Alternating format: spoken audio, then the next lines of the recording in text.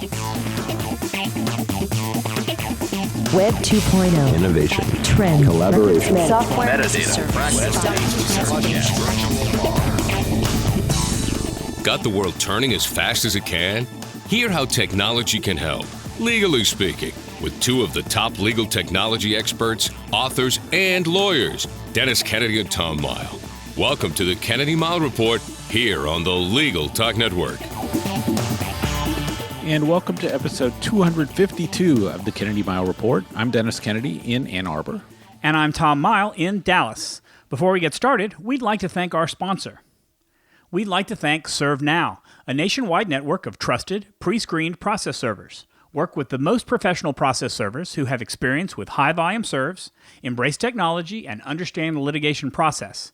Visit servenow.com to learn more. And we want to mention that the second edition of our book, The Lawyer's Guide to Collaboration Tools and Technologies, is available on Amazon. Everyone agrees that collaboration is essential in today's legal world, but knowing the right tools will make all the difference. In our last episode, we had our friend Debbie Foster join us for a look back at legal technology in 2019. We aren't big believers in predictions on this show, but we do like to share our legal technology New Year's resolutions every year. And it's that time of year again. Tom, what's all on our agenda for this episode? Well, Dennis, in this edition of the Kennedy-Mighell Report, we will indeed be sharing our 2020 technology resolutions. In the second segment, we'll actually be sharing our podcast's 2020 resolutions for the coming year. And as usual, we'll finish up with our parting shots, that one tip, website, or observation that you can start to use the second that this podcast is over. But first up, New Year's technology resolutions, a long-time tradition on this podcast. I think anyone can make predictions, but to be honest, I'm lousy at predicting anything. I usually stay far away from it. What we don't see a lot of are people publicly sharing their technology resolutions each year. I like the idea of resolutions because they give you a place to get started as the new year starts. But if you don't happen to follow through on all of them, it's also not the end of the world. It's usually around this point that we revisit last year's resolutions to see how we did. But I noticed from the script, Dennis, that you gave me that I'm looking at that you suddenly don't like to look back at last year's resolutions and dwell on what you didn't accomplish. What is up with that? I mean, you went to failure camp and all this past year. Isn't reflecting on the past important? Well, I think it's good to take a quick look at the past, but I think the resolutions are about looking forward. And, Failure Camp, as you mentioned, was a great thing I did at Nashville with Cat Moon and others. And it's about resilience and learning from what's come before. So I think you can look back at your resolutions and you can kind of be happy with the things that you accomplished. And I don't think you need to beat yourself up for the things that you didn't accomplish. But I think that what I've learned with the whole resolution things is it's about experimentation. So what is it that I'm experimenting with? How does that work? What lessons have I learned from that? And then do I make adjustments to that? Because typically the resolutions I start out with kind of evolve and change over time. And then even they could pivot in a completely different way that makes a lot more sense. So the actual resolution started you down a path, but where you ended up is a different path. So I don't dwell so much on the past. I just like to look forward at this point. I know, Tom, you like to kind of tally things up and kind of decide how well you did or not, but I'm like ready to move forward. Well, no, I actually...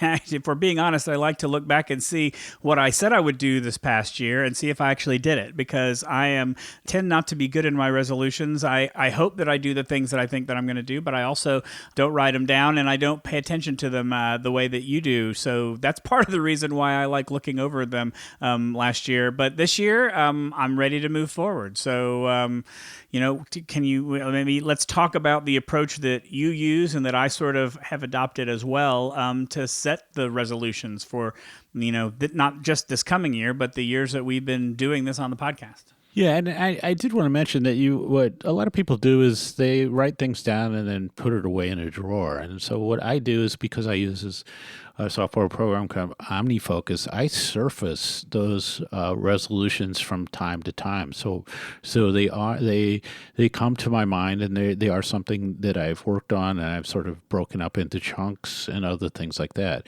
And so I guess, Tom, that typically we go back to the so-called SMART goals approach on resolutions. So they need to be specific, they need to be measurable, they need to be achievable, they need to be relevant, and they need to be time-based. And then if you do all of those things, you're more likely to come up with something that makes sense. So if I say that my goal for this year is to become a keynote speaker, for example, probably I'm not going to accomplish that in the year. But if I say that that's within that general notion, I want to be hired for 3 keynote speeches within by June 30th of next year, then I'm more likely to accomplish that because it's specific, it's something I can measure, it's done in a set time period.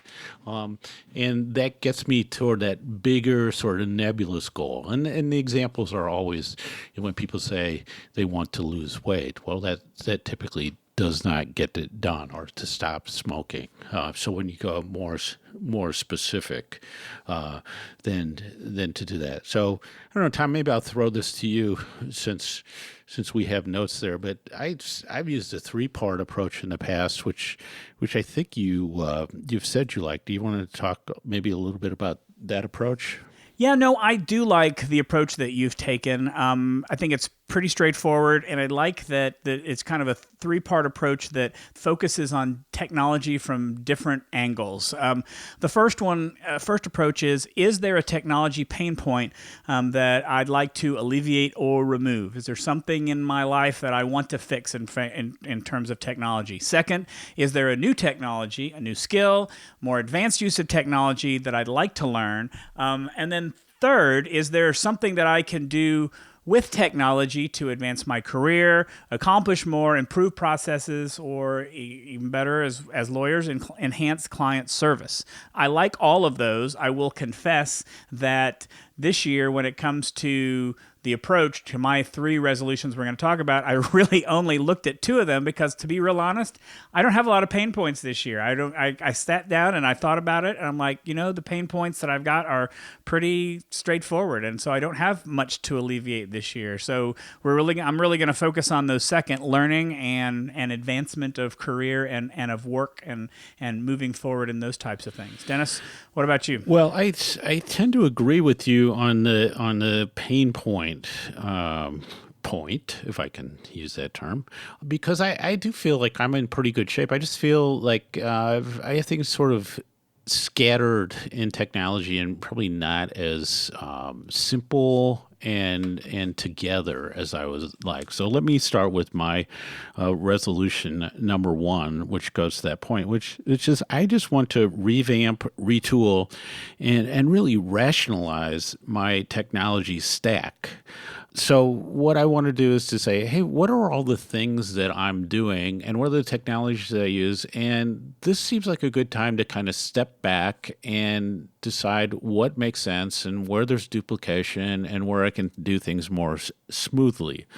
And so I think that's cutting back.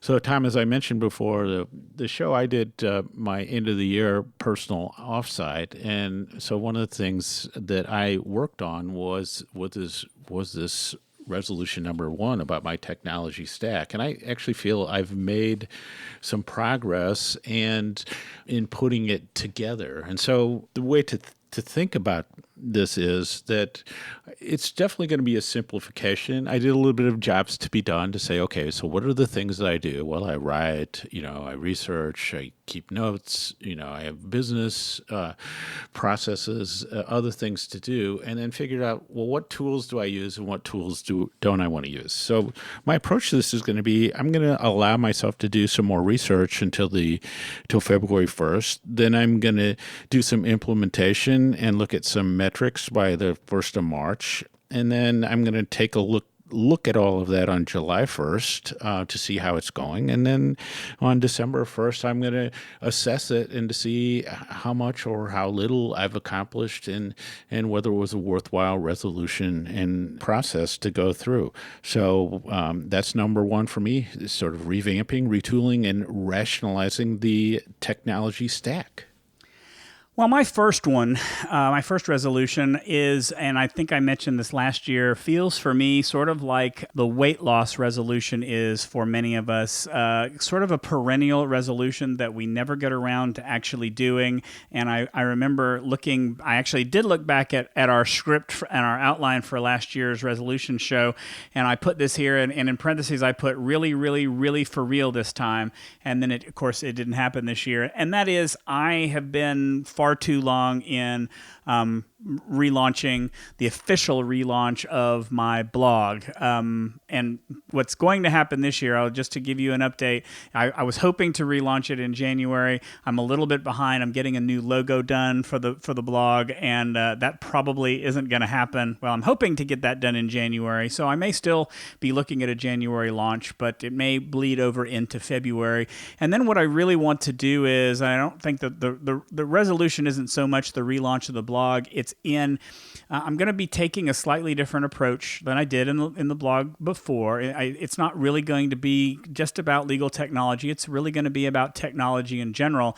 And I think to be successful, what I'd really like to look at is doing more of the hub and spoke approach, but with different types of social tools like YouTube, like Instagram, like more visual media, in order to talk about technology. And that's what I plan to start experimenting with. I don't have deadlines like Dennis does, but I plan to look at using these tools to point people back to the blog, or to have a separate source that people can go to if they want to learn this information. I would also include that I probably will be looking at doing a very short form podcast based on the blog, but that's still kind of in development, and probably you look for more information on that in a future episode of this podcast.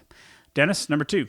So number 2 relates to the career advancement. And so for me, that's going to be video production. So I had this notion last year I wanted to do online courses and other things. And I've always stayed away from video because it seems like a lot of hard work, and I wasn't really quite sure that it was a good medium for me. But every time I've done video, I've really liked it. And so what I found was the blocker on online courses was just the video production side of it.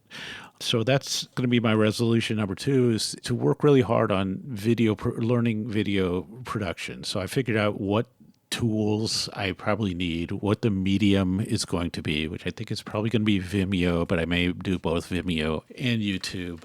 And then just figuring out a way, and I also have, what I think is really important, is I have content ideas that I can work on to give me practice and to get some things up.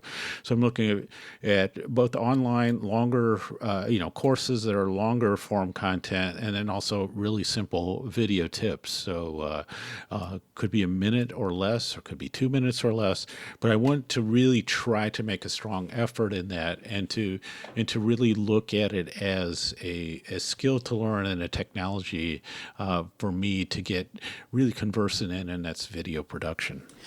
And for me, it's also learning, but it also is part of the career too, because we are finding that as our clients are moving more and more to Office 365, and as Office 365 becomes more and more powerful, we want to make sure that we have enough advice for our clients to follow on the best ways to use it. And so one of my goals for 2020 is to learn more about particular pieces of Office 365 that I don't know enough about right now.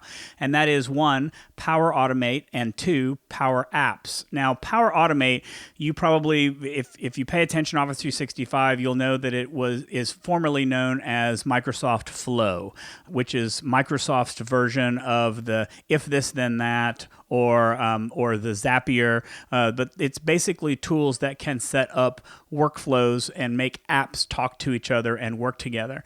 But when you apply all of that to Office 365, you begin to create workflows between the applications. So you can set up processes within, say, SharePoint, where you can have a document that you can basically set up some routine and very simple document assembly or approval processes or other things that work through SharePoint and your Outlook email and Word documents, and you can set up forms where people will complete a form and then it will get forwarded on. You can integrate that with a signing, with a signature type technology, so documents can be signed.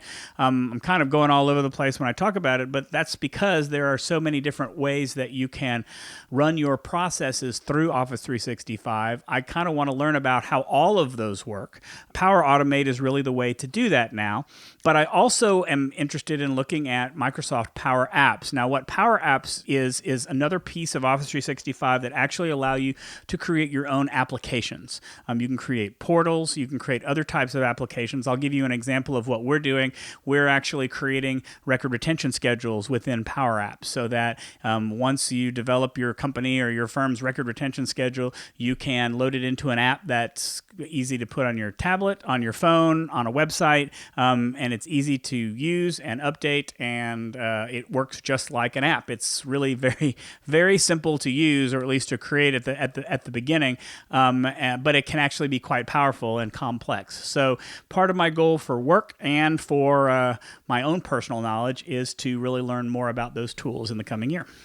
Yeah, that's a great one, Tom, and not to tip my hand too much, but part of my tech stack revamp is really going to be a consolidation to Office 365, and both the tools you mentioned are super interesting, and I was just reading today about something called Project Cortex that Microsoft has just rolled out as part of Office 365 that is something we might do a show on, I think, later next year. Yeah, Cortex is a good product that right now I think is only open to companies, and it's in beta testing, but I think that there will come a time in the coming year when we'll want to talk more about it because I think it's a really interesting and potentially really good tool for lawyers to use.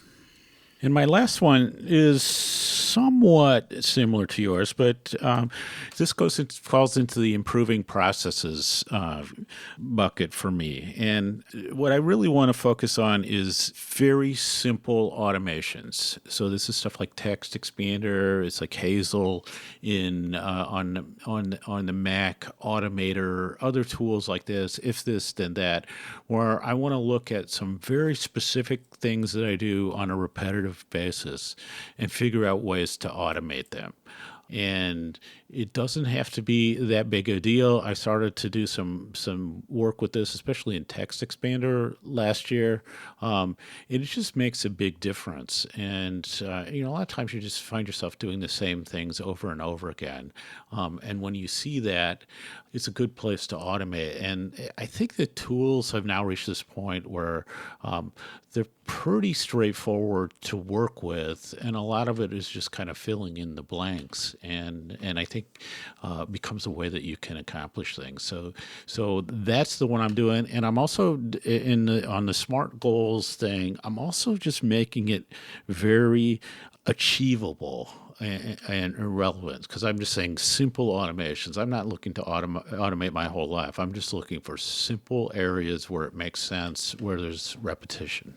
And my third one is actually a continuation of a resolution from last year when I talked about learning more about data privacy. I'm going to slightly change the focus, but it's really going to be on data privacy. Over the past year, we've been working a lot with companies on getting ready for California Consumer Privacy Act, which goes into effect. We're recording this literally on New Year's Eve. It goes into effect tomorrow, or at least the enforcement begins tomorrow. Consumers can start requesting that their information be deleted from California companies starting on January 1st. And so the past year has really been about figuring out how do you get ready for it? How do you identify where all your personal information is? How do you get ready to respond to a request to have your information either found and produced or deleted? And then this year is going to be more about how it's going to be enforced, how the state of California is going to enforce it, but even better, I think, how other states are going to respond to it. We already have other laws that are similar coming from states like Washington, New Jersey. Nevada passed a law that's not quite the same, but a lot of different laws are being looked at. And then the federal government keeps threatening to pass kind of a broad nationwide privacy law that may or may not preempt some of these laws. So I think privacy is going to be a huge topic this year, not just from a personal privacy perspective, but in the way that companies manage your information. And it's something I'm going to be keeping on top of this year and learning about, making sure that I understand how both companies need, and when by companies, I mean law firms, need to comply with it, but also how consumers can make sure that their rights are adequately being protected. I think that's all important. I've kind of stepped back a little bit from the data privacy realm, and I got to admit, Tom, that one of the ways I remember this acronym is I just think in terms of the California Chaos Production Act to help me keep that CCPA acronym You're straight. not wrong. So I don't know, Tom, we may have time for a couple other quick ones. So for me, I like to stick with threes, but if I look at anything, or if I'm looking some new area, it's going to be either some entry into the data analytics world. I like a program called Mighty Networks. In the super simple one, I've recommended a service that I've called Scribed, which is sort of a Netflix for books, and I've called it Scribed for years, I think, Tom, and I was listening to a couple of audiobooks, and I realized that they refer to themselves as Scribd. So one of my resolutions is to learn to pronounce that correctly. And then it just seems wrong. That doesn't seem right. It seems wrong. So I don't know, but it was on the audiobook. And then, Tom, believe it or not, I'm actually thinking about doing my book recording and my book lists in Goodreads, believe it or not. Wow. That is impressive. So I don't really have any.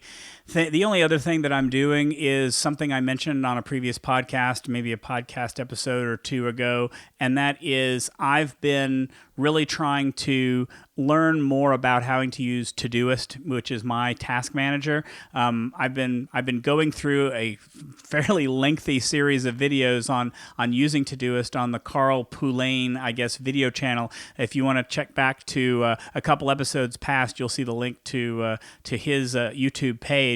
Has a lot of great videos on it, but I am getting a ton out of those and learning to use it better. It's an incredibly powerful task manager, and maybe Dennis, you've convinced me that I will indeed load my 2020 goals in there and keep an eye on them, make sure that I'm keeping up with them over the course of this year. All right. Well, that does it for our 2020 goals. What does our podcast have in store for 2020? Let's talk about that in our next segment. But before we do that, let's take a break for a quick message from our sponsor. Looking for a process server you can trust? ServeNow.com is a nationwide network of local pre-screened process servers. ServeNow works with the most professional process servers in the industry, connecting your firm with process servers who embrace technology, have experience with high-volume serves, and understand the litigation process and rules of properly effectuating service. Find a pre-screened process server today. Visit www.servenow.com.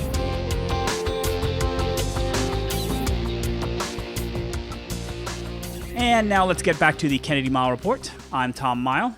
And I'm Dennis Kennedy. We also wanted to create some resolutions for the show. So let me throw out a few starter ideas, and Tom can react and add to the list. So first thing I have is switching for ourselves from Slack to Microsoft Teams. We've gotten a lot more interest, both from ourselves and others, in creating a book based on our Parting Shot segment over the 13 plus years of the podcast, and we've also been talking for a while about doing a podcasting online course. So I don't know whether those make our resolutions, Tom, or there's certainly something we can discuss as resolutions. I have one more to add, and I'll add it at the end. But I would say I think all of those three are great resolutions for the podcast and for us. I've been talking with Dennis for a while. We've been using Slack as our communications channel for this podcast. But I just, over the past year or so, I've become increasingly convinced that Teams, if you're living in the Microsoft world, using Teams just makes sense because it connects everything together. And we keep our scripts in Word. I just think it makes a lot more sense to move over. I would prefer, because I'm using it almost exclusively now in my job, in collaborating with other consultants in my company on projects with clients, that it just makes sense to use one tool rather than going back and forth between Teams and Slack. I like Slack quite a bit. Don't get me wrong; it works very well. I just think that if you're in the Microsoft world, it's hard not to use something like Teams. So I agree. I think we need to explore that, and I would prefer to do that sooner than later. Always been interested, and we've gotten some interest both online and from people talking to us about a compilation of our parting shots, which I think would be a fun thing. We need to make sure that they're not out of date. We need to go vet them and see what we've gotten and how many are still actually legitimate. And then I do think that doing an online course of podcasting is an interesting thing for us to do, because I think that lots more people are talking about doing podcasts. They want to learn how to do it, and I think that putting that information out there is valuable. The last resolution is a follow-on from last year. The podcast desperately wants guests, Dennis, and I will be working hard this year to try and identify guests and get them onto the show, because I find that the ones where we have guests tend to be well-regarded, and I'm hoping that everybody who's listening to that agrees. I'm with you there on that one time. We sort of just have to figure out what the shows are going to be and